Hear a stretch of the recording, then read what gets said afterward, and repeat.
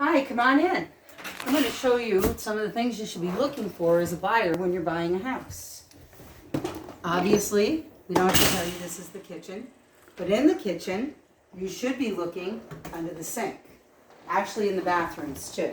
You want to check, and this kitchen has a lot of stuff under the sink, so there's a good likelihood that there's no leak and everything looks pretty clean, but you want to check to see if there's leaks under the sinks in all of the rooms that have sinks. You also don't hesitate to open up cupboards because you'll find things in the cupboards that maybe you would like to have in your house. Drawers too. Sometimes they have built-in things in the drawers like a cutlery tray or something like that. And don't forget to check behind doors because sometimes closets hide behind doors, like this pantry. So you also want to look at the ceilings, and in every room you go and see if there's discoloration, some signs of some type of repair, or just some signs that there might have been a leak in the roof that you should be asking about or might be in the disclosures. So because I don't like to do basements last, let's go to the basement and we'll check that out.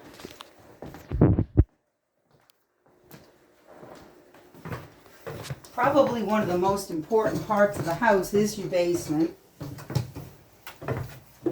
because that's where all the workings are. This particular house has electric heat, so there is no furnace or boiler. If there is one, it's good to look around and see if there's water around it, if there's rust on the oil tank, if it's an oil-fired appliance.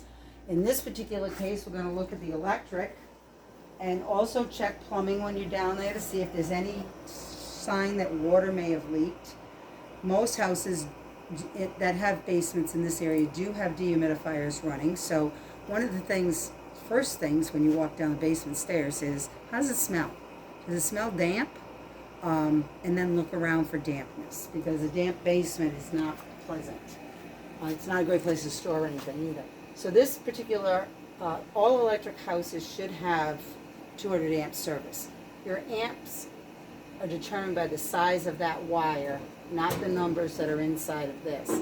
This particular house does have a sub panel, and they have electricity in the garage as well, so they have a lot of power in here. They also have a radon mitigation system. So anytime you're buying a house that has a lot of radon in the area, you want to have that tested during your inspections. This house already has one, so it is a monitored system. You keep an eye on this, and you make sure that it doesn't go above the level it's supposed to, and you'll be safe from radon gas. One thing I never understand is why contractors and houses built from the 1990s on don't put doors here. You definitely want to have a door here, in my opinion. It is raining outside right now, so you can see up in the corner there's a little bit of moisture coming in. That moisture could make its way down to the basement. This doesn't look like it has, but it's possible.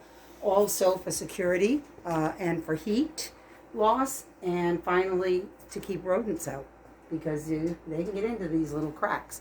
So in my opinion, you should have a door here, but a lot of these basements don't. This particular house also has insulation on the walls in the basement. This is unusual. It's a good idea, and especially if you don't have damp walls. This works really well.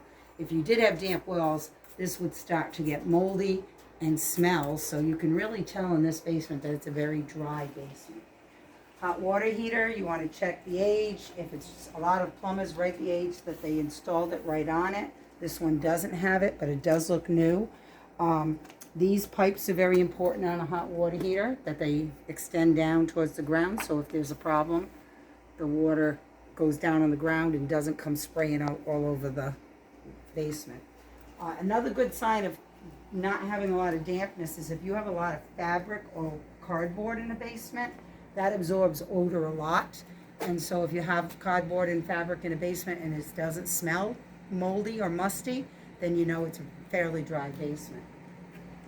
This house has town water, but this homeowner decided to put a filter on nonetheless. Filters are always on a well, and typically the filters on a well are just to filter out some sediment. You want to see that it's pretty clean, especially if you're going to have a well test or water test, because that can affect your test. If this thing hasn't been changed in 2 or 3 years, your water test is not going to come out good. So you want to make sure that's clean before you have a water test. No sense wasting your money. And it's cheap to put a filter in. So you want to check around the windows and see if there's any moisture coming in. If there wasn't insulation on here, you'd be looking for cracks in the walls that might be over a certain diameter, which indicate water could come in, but in this particular house, that's not an issue. So let's go upstairs. All right, so bathrooms. When you're in a bathroom, if it's a tile bath, you want to check the grout. This bathroom is new, so we don't see any issues on the grout. But you want to look for cracks and drying out, especially around the edge where it meets the tub, because that could cause a leak that goes down into your basement. Again, look at the ceilings. This particular ceiling does have a discoloration, so did this leak here, or did the owner replace the fan and needed to paint for some reason? Hopefully it's in the disclosures. If not, we need to ask that question. You want to flush the toilets. Make sure that they work properly. Look around the base of the toilet to see if you see where it might have been leaking. Don't be afraid to turn the water on. Check the water pressure. Everyone always asks me that. It's okay. And again, behind the doors, open them up because there may be a closet back there. So under the sink, as we said, in the kitchen, open up under the sink, look for leaks, check it out. If it was leaking, it would be under here. There's people's personal things in there. It's okay. They shouldn't have anything in there that I want you to see, but don't open their bureaus. And I do tell my guys. And don't forget what I said about checking behind doors, because behind the door could be a washer and dryer. Washer and dryer should have a drip pan under the washing machine. This one does not. There's no leaking going on here, it's obvious, but if there was some, you would not want to have no drip pan. Again, checking ceilings. And in a bedroom, you want to check the ceilings. You want to turn the light switches on and off, see if they work. Sometimes it works a lamp, sometimes it's an overhead light. Checking out lights in closets. This particular closet has a pocket door.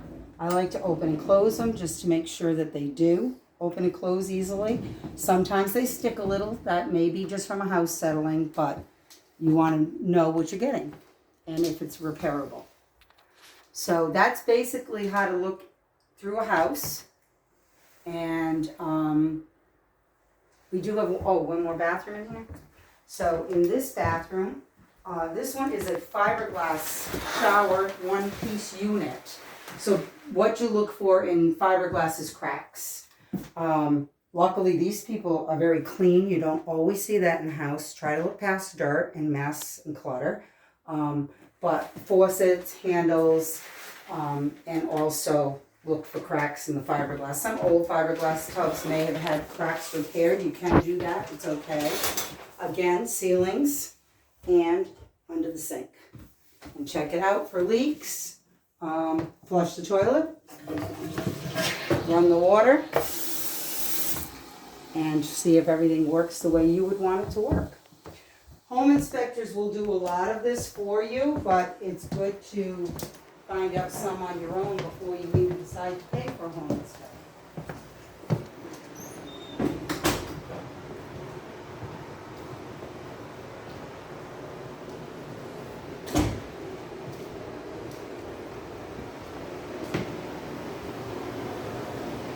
Later we'll do outdoors.